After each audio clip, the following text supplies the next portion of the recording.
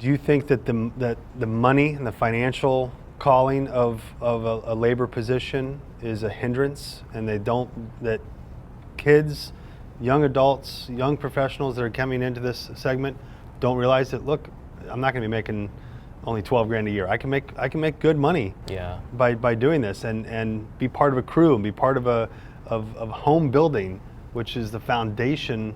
Not to get rhetoric on you, but Right. I mean that the foundation of America is that. It's home building, absolutely. It's the American dream, right?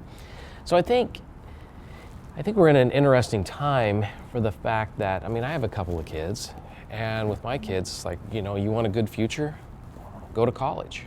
They're focusing on going to college. They have the opportunity to do that. And I think if you look at the history of the U.S., and we had the labor issues, and if you had people in the past where, okay, let's get out of the factory, let's go get to a higher paying job, let's go get the education so that you're not dependent upon the factory. Really, the factory workers did not have a lot of power, and it was dependent upon the manufacturing in the U.S. that determined their future. And it was one of those things that culturally, it just felt like you had better control of your future if you were in more of a professional career. But I think it's changing a little bit in the U.S. So people are understanding that manufacturing jobs are a viable career, but it's going to take some time to do that. You said the key word craftsmanship earlier, and that to me is the main point. Anybody can do a job and who has half brain. When you say, look, do this, they can follow directions and do it. What you're looking for, and what manufacturers are looking for, and homeowners are looking for, is a true craftsmanship. So there's a lot of manufacturers that we see where it's robotic and there's not a lot of people in the plant, but the ones that are there, those are the key, sometimes the most key people in the entire process, because they're the ones that bring that craftsmanship, that human touch, and that feel and that passion to the end product.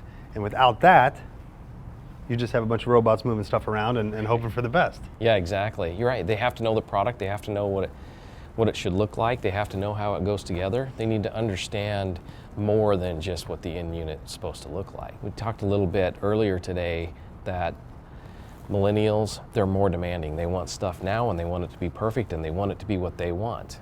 So that's where that craftsmanship and being able to give exactly what they're looking for and do it right the first time, that's important. You sat in a room with 8 or 9 remodelers in the local market, and you talked about their business, what they're doing, how they're doing it, and a resounding note from them was, we do not want warranty issues, we don't want callbacks, we don't want disputes over a manufacturer's product.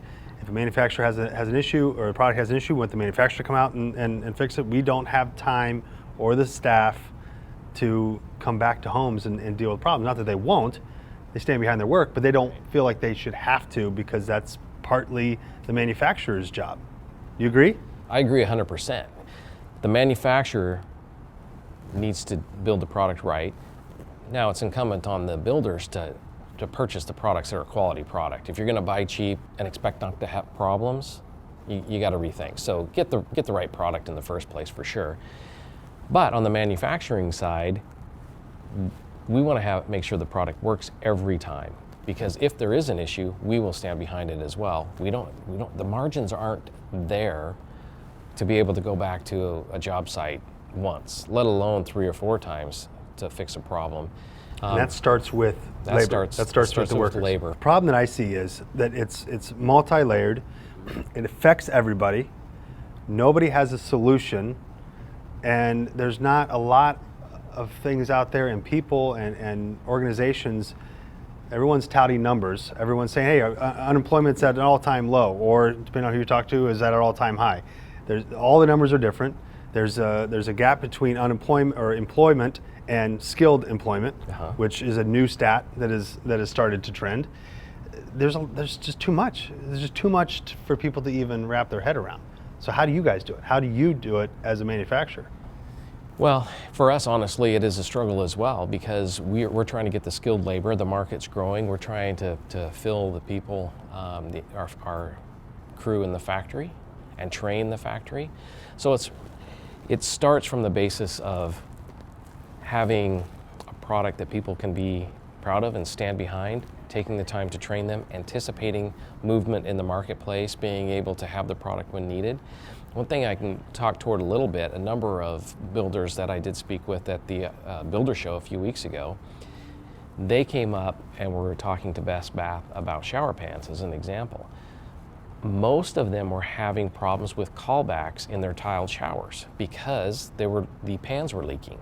So they were interested in getting a pan where they didn't have to worry about a callback. So with the composite pans we offered, they still are able to have a tile shower surround, customize it for the homeowner, but it eliminated a potential problem with a leaky tile pan. So, I mean, that's our focus of how we look at it. I mean, that's a solution. We have obviously a complete shower solution for people. Let me make sure I understand. You guys, in theory, invented a product or a solution based upon the fact that there were typical problems or issues with the normal way that people would have tiling. You had to create a solution because the work just wasn't there. It's a big Right? part of it, actually, absolutely, yeah. Because we know with the shower pans, for example, this is part of the labor shortage that we talked about. You have to have the tile setters, and tile setters are one of the craftsmen that are in biggest demand right now, and it's one of the higher ones that they don't have the quality people out there that know how to do it well. When you have water involved, water can always find the smallest hole and can cause problems and leaking and dripping down through the ceilings of the stair down or the ceiling downstairs. And so that's an opportunity that when we saw that and heard about that, we said, hey, we have a solution. It works great. It fits the customized needs and demands of any customer, millennials, aging in place, whatever it is. So it incorporates, it doesn't change what's happening necessarily in the house. It's just a solution that takes less time to install with fewer problems.